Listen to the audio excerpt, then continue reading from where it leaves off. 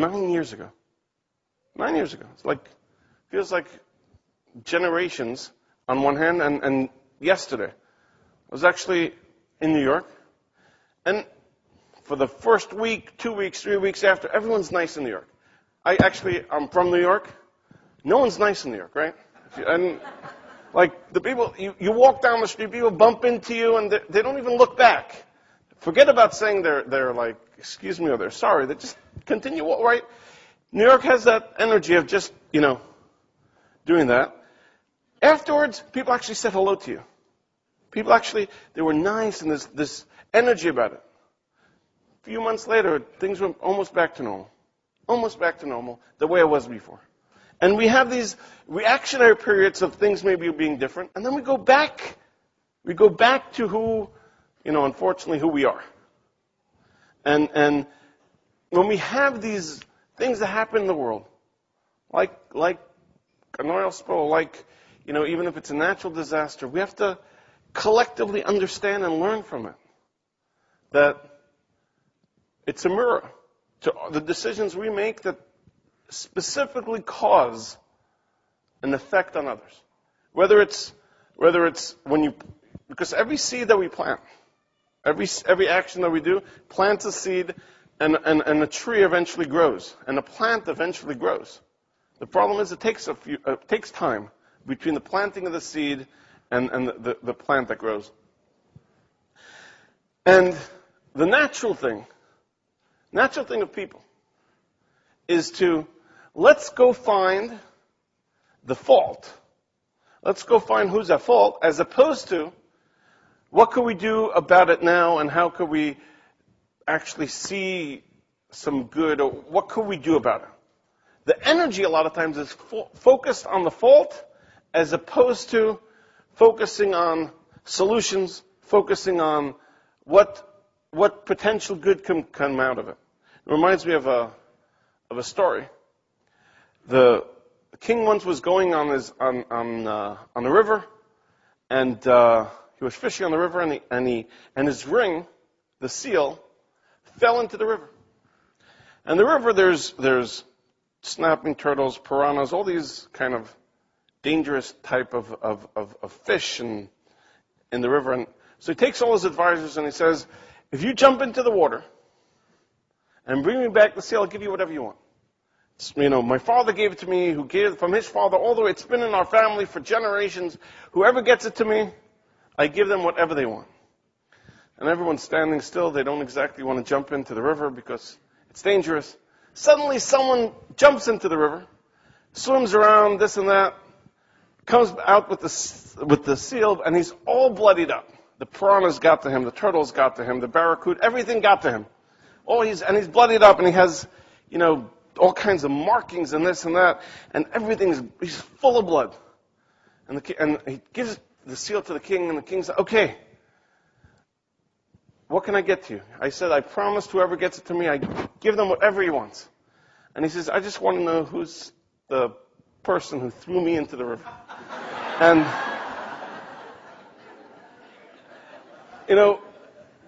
he could have anything he wanted, but instead of all of that, he just wants to know who threw him.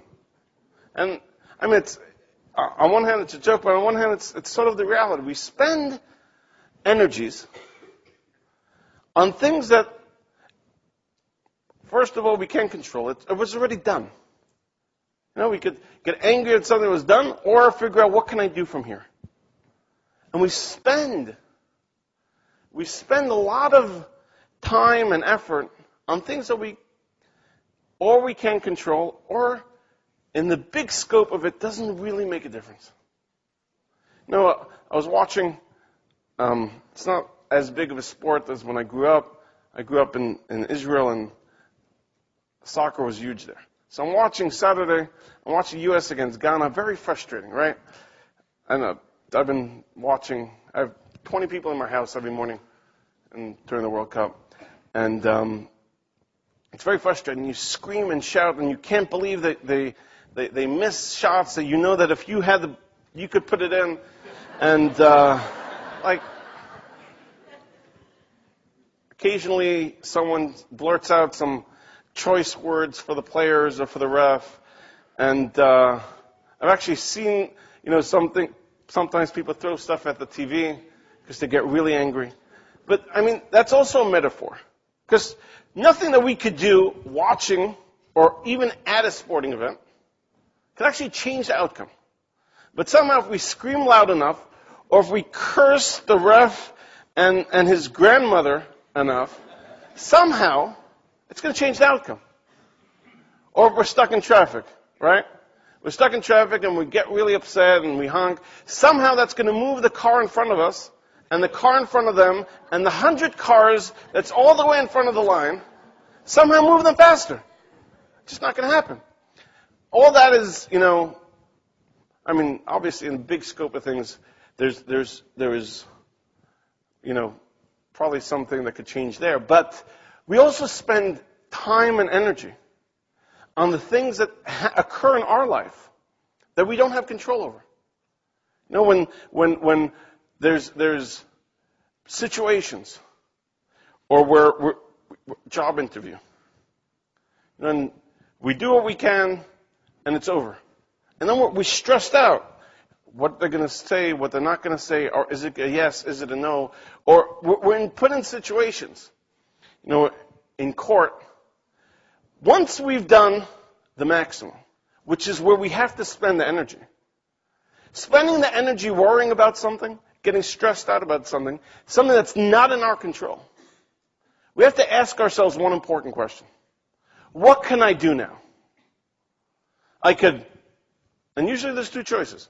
I could stress out and have anxiety over things I cannot control that are totally out of my realm of influence.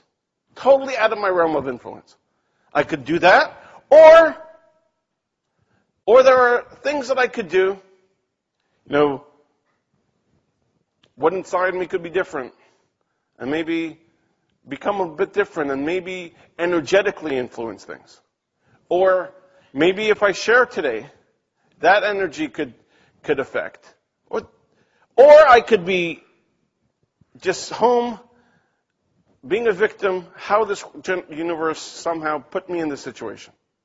And those are usually two choices. One, just totally being affected by our environment. And in putting ourselves in a place where we actually don't have control over any of that. And we're just getting affected by the situation we're in. Or we could ask ourselves, what can I do? And there's always something. We can't, we choose a judge or whatever. But there's always something we could do. We should, looking for the person at fault, having anxiety and stress. Obviously, it's always easier said than done. But we should know that we have choices. Those are two choices that we have in front of us. And we have to ask ourselves, which one do we want to go down? None of us are perfect and will always make mistakes. But we need to know that we have those two choices. And we should really try to push ourselves more and more towards spending the energy where we can make a change and make an effect. And try to leave as much as we can the places where we don't have control. And there's